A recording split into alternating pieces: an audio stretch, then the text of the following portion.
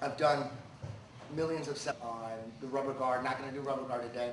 I'm actually going to cover, just run through the most important part of my game, and I feel it doesn't require any flexibility. Well, it requires no flexibility whatsoever and can be implemented into the especially effective way, but in my guesstimation, this, and it just takes, it's just a different way, not the traditional, conventional way. It's just a couple of tweaks that needed to happen, and back in the early 2000s,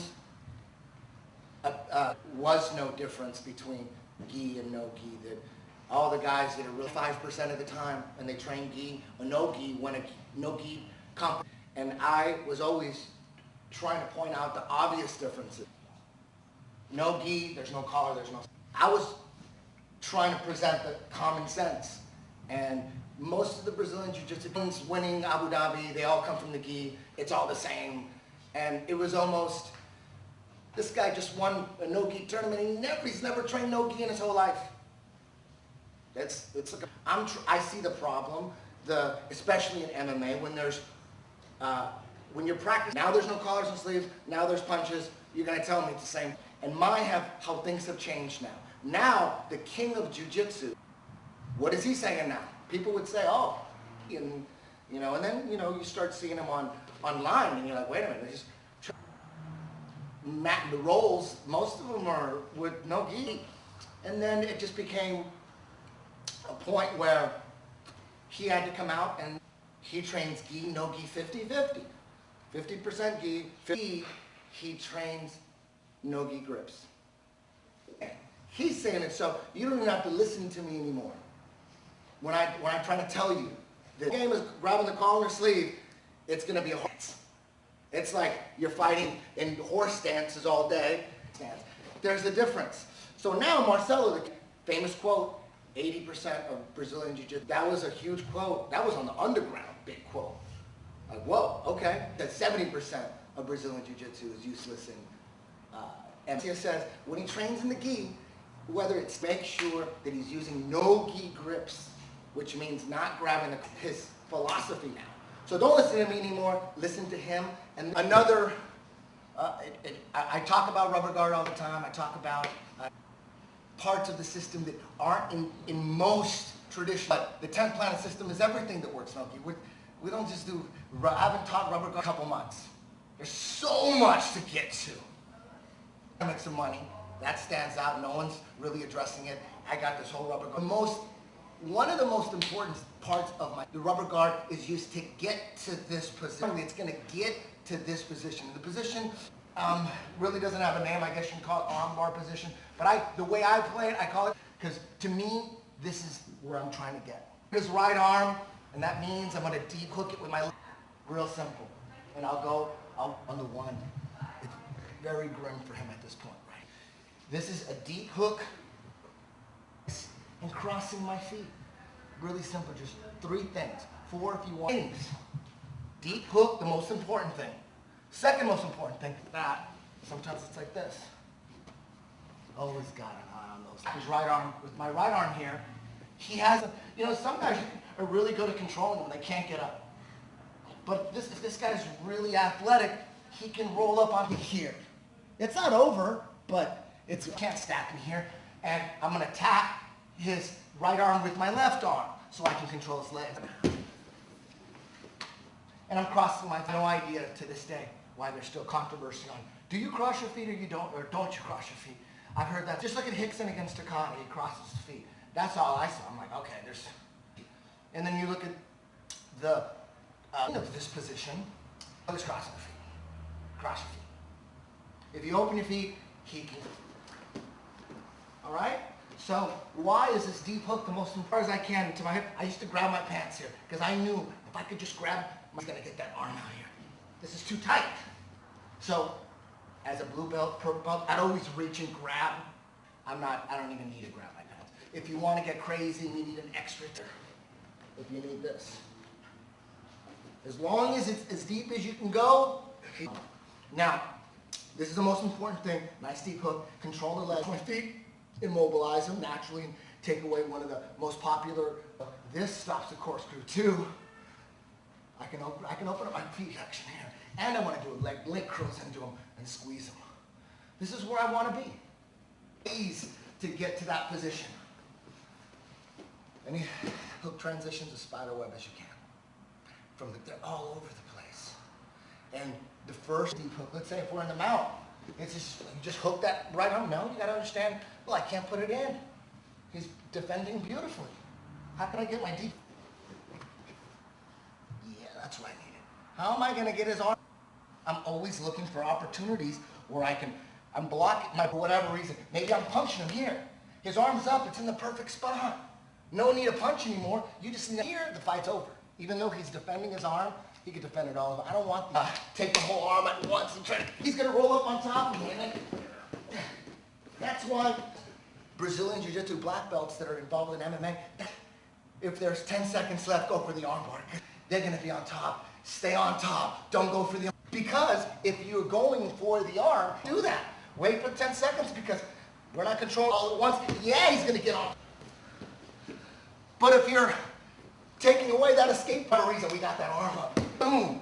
I'm not going to sit back until I grab this leg. I want him to defend that arm. We're going to stay here. He's going to thrash around his energy. And when he's ready to go, the last thing he wants to do is straighten his arm. I'm not going to straighten out that arm. All you got to do now, he wants to straighten the arm out. Now, either he taps from the arm crush or you're waiting for that arm to me whether he escapes or not. That's the beauty of this. Whatever transition I took, whether I was able to take, he bridged over his left shoulder, Bustamante, or he's on all fours. About 80% of the time you see this in the UFC, there's no rear naked choke. You got some big gloves, guys are really good at defending. Like how much time's left? It's not that crazy. Do what Ronda does. Just forget a web in the game. On all fours, and I'm on his back, you're doing this. On the mount, it's hard to put in, but from here, look, I'm just gonna put it right in. Ooh, that's what I was. All that needs to be practiced. He's defending his arm, he's freaking out. My deep hook is nice and deep, and then I'm gonna get him there. Never let go of the leg. I could be on his back. It's still the same thing. I'm gonna put a deep hook in here.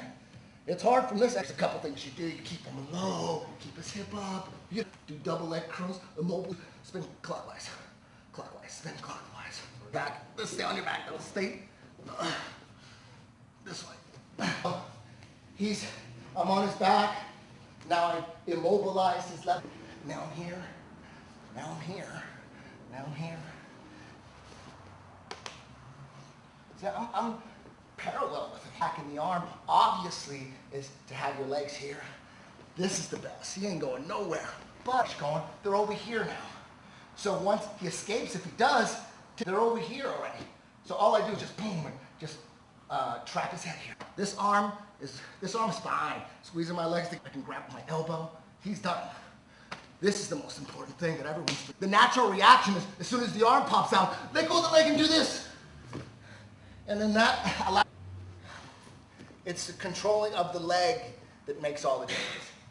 So, the transition for when he bridges in the mount, you got to be able to see those deep hooks. His head, he's probably, his brain on default, split second for a Darcy. My brain don't quite work as good as Jeff's when it comes into throwing a Darcy in a scramble. He's got that shit. When I'm not thinking about it, I think of this here. Just trying to get around here. Boom. And he chokes here. Chokes, you need a lot of energy. This, I need no energy here. Once you arm crush someone like this 20 times, they start getting really good at, and then we go, pow, and now we go here. And you know this means triangle. Arm crush him here, or, okay, now I want to let go. Now I want to let go. Now we go triangles.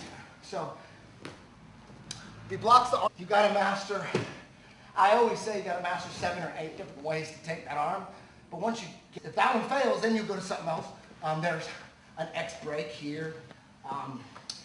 You can let go of the legs too and go for the Silverado. Don't move. You know, so the classic way that most jiu-jitsu players do it,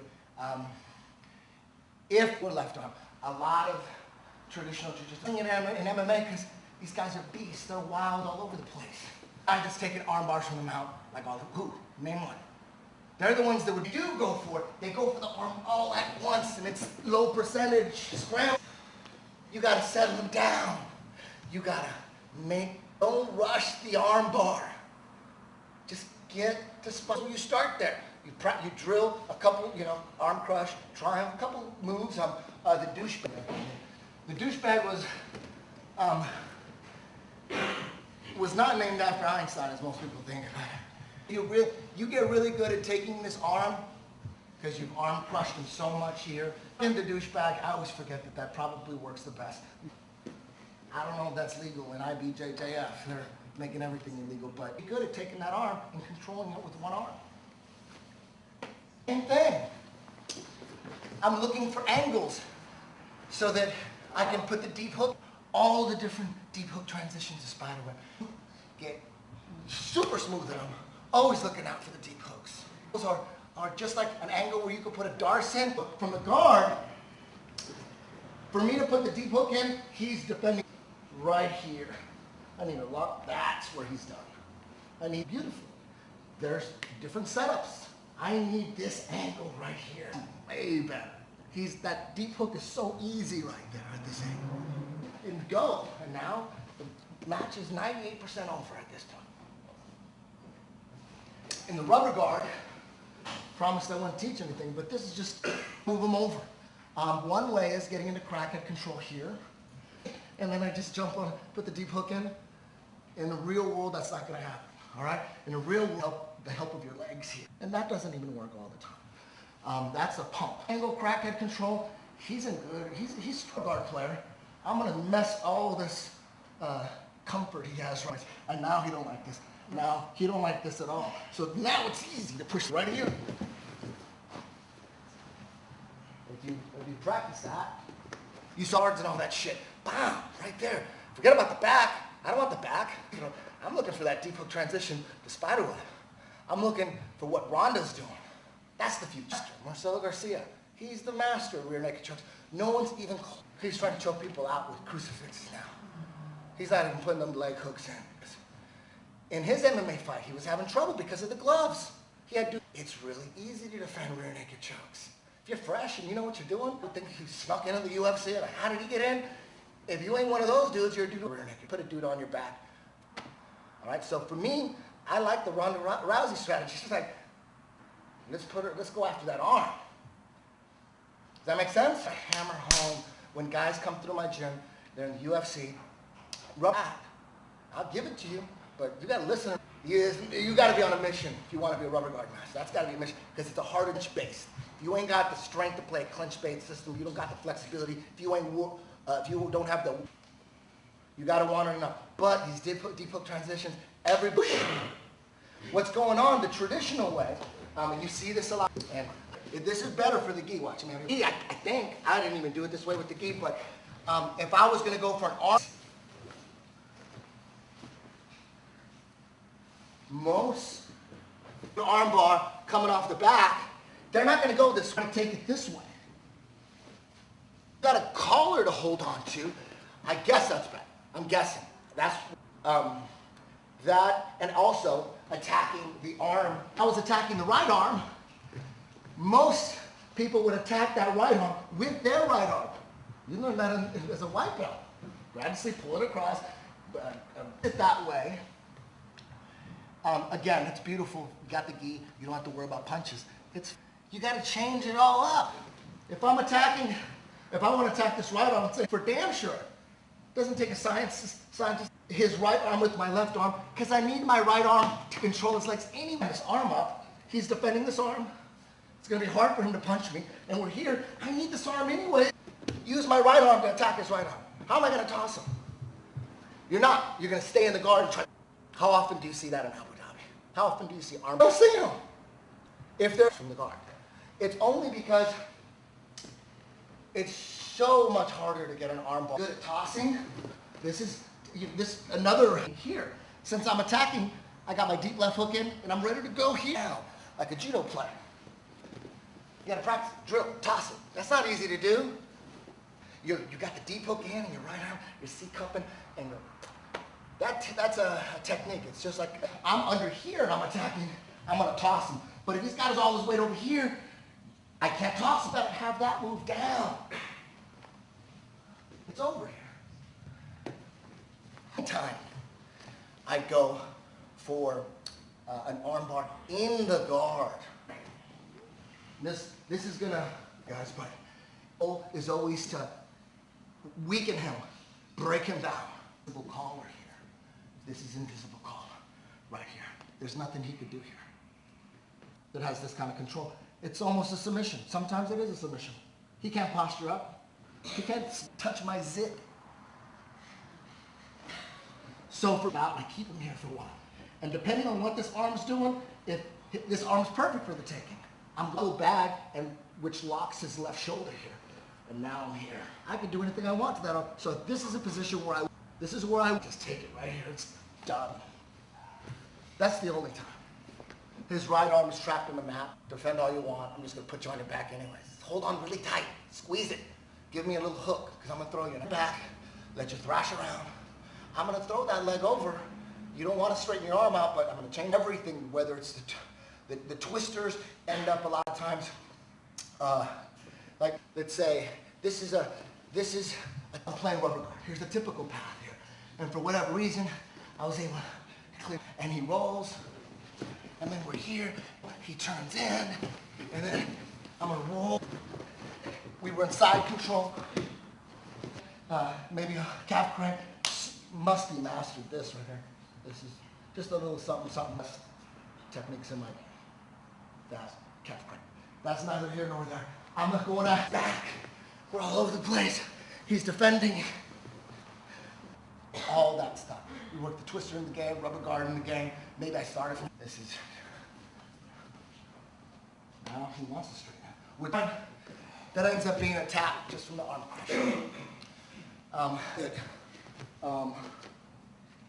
Just anybody see that comes through, they're gonna get that real quick, that little presentation. That system is not by watching, in your DNA.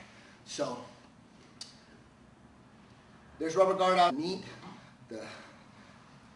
probably the most transitions, and part of the whole 10-planet game is what you just saw there. Thank you very much. Thank you, Chef. Eddie, coming out here and